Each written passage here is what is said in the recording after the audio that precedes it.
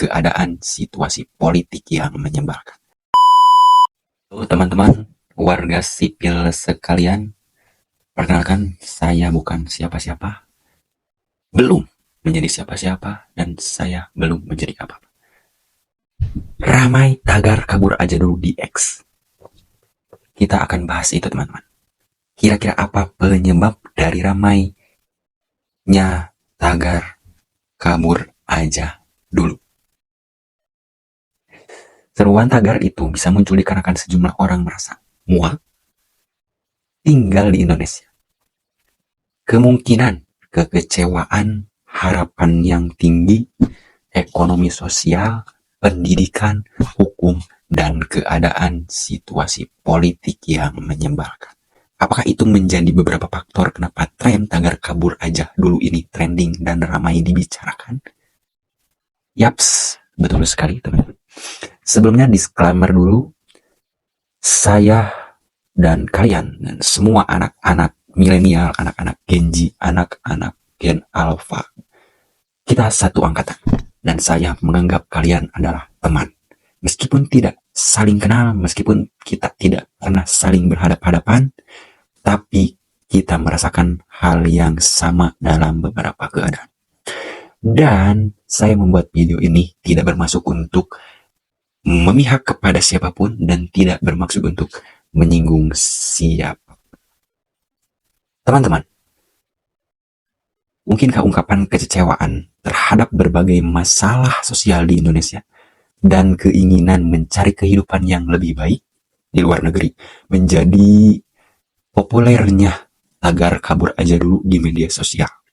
Sejumlah faktor yang diduga menjadi faktor pendorong di balik viralnya tagar ini, menurut saya di antara lain yang paling digarisbawahi yaitu pekerjaan dan ekonomi. Ya, sulitnya pekerjaan menjadi salah satu faktor utama kenapa hashtag ini atau tagar ini viral. Pada tanggal 23 Januari 2024, saya pernah bertemu dengan seorang anak muda di suatu daerah, mewawancarai atau pernah berbincang sedikit dengan beliau. Usianya kurang lebih 17-18 tahun. Dan kebetulan sekali anak tersebut seminggu ke depan akan berangkat ke luar negeri. Dia sudah belajar bahasa yang ia pelajari, bahasa luar yang ia pelajari beberapa bulan, dan kita berbincang-bincang, katanya dia akan berangkat seminggu lagi untuk ke luar negeri, ke salah satu negara. Usianya sangat muda, bahkan lebih muda daripada saya. Dan saya berpikir pada saat itu, beliau sangat berani dan sangat mempunyai tekad yang kuat untuk berangkat ke luar negeri. Saya tanya, apa alasan kamu untuk pergi ke luar negeri?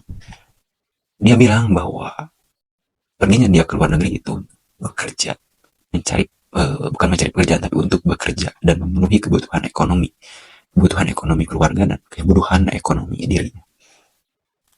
Mungkin ada beberapa alasan lain yang memang dia tidak utarakan pada saat itu. Itu yang pertama. Yang kedua, saya pernah juga bertemu seorang ibu rumah tangga di daerah lain. Dan saya ngobrol, berbincang, wawancara ibu rumah tangga tersebut. Ketika saya bertanya kepada ibu tersebut, yang saya tanyakan adalah, Ibu, apakah harapan ibu untuk pemerintahan yang akan datang? Beliau menjawab, yang saya harapkan adalah semoga pemerintah membuka lowongan pekerjaan sebanyak-banyak. Lowongan pekerjaan, Bu? Apakah ibu membutuhkan lowongan pekerjaan? Tidak. Bukan saya maksudnya yang membutuhkan pekerjaan, tetapi untuk pekerjaan anak saya. Anak saya yang pertama itu sudah lulus kuliah. 2 tahun dia menganggur. Tetapi di dalam jangka 2 tahun tersebut, ibu itu bilang, dia tidak diam, tapi dia terus mencari pekerjaan. Dia pernah mencari pekerjaan di swasta, juga dia pernah melamar pekerjaan di CPNS, di BUMN, dan lain sebagainya. Mungkin itu bukan rezekinya, kata si ibu itu bilang. Nah, ibu itu juga bilang kalau anaknya yang kedua itu SMA kelas 3.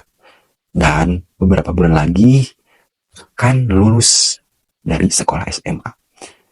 Kata ibu tersebut, dia tidak mau dilanjutkan kuliah, ingin bekerja saja. Nah, makanya ibu berharap lebih kepada pemerintah, semoga pemerintah membuka lowongan pekerjaan sebanyak-banyaknya. Ibu sangat berharap anak pertama dan anak kedua ibu mendapatkan pekerjaan yang layak. Itu Nah, setelah berbincang-bincang, mungkin kita mengobrol sama ibu tersebut sampai selesai.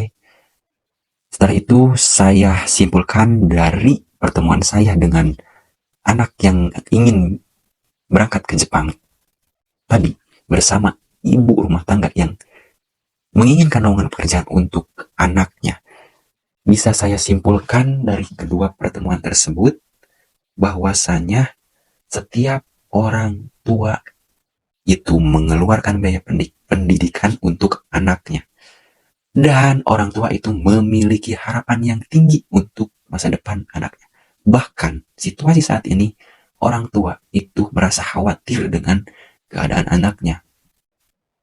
Dengan keadaan anaknya yang belum bekerja dan sangat ingin berharap anaknya untuk mendapatkan pekerjaan. Pun kita sebagai anaknya memiliki perasaan dan keinginan pula untuk mencapai kehidupan yang ideal agar ekonomi stabil, mempunyai ketenangan, kehidupan yang bahagia, membahagiakan orang tua, berbagi rezeki, dan hal lainnya untuk kebahagiaan pribadi. Tapi teman-teman, hidup itu tentu pilihan. Jika kalian merasa kalian bekerja ke luar negeri adalah pilihan kalian, silahkan. Tetapi dengan cara yang legal. Ingat, dengan cara yang legal.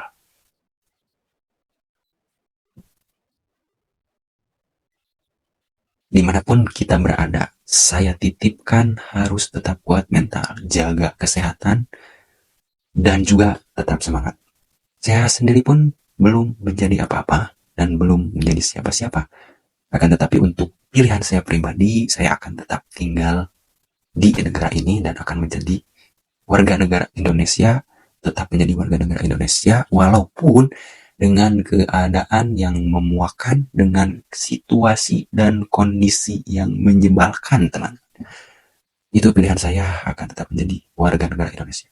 Itu pilihan ya, teman-teman. Gen Z, gen milenial, gen alpha. Teman-teman mungkin punya pilihan masing-masing. Dan untuk kalian yang sedang merantau dimanapun kalian berada, semangat teman-teman. Jangan lupa berikan kabar baik untuk ibu kalian, jaga kesehatan. Kita saling mendukunglah sebagai anak muda. Jangan lupa bahagiakan diri kalian. Semangat, semangat. Dan tetap terus semangat. Saya punya alasan kenapa saya harus tetap tinggal di negara ini. Teman-teman kalian yang mungkin memang kalau memang menurut kalian kehidupan di luar negeri lebih layak, itu pilihan kalian, teman-teman. Saya akan tetap tinggal di negara ini dengan alasan saya pribadi, teman.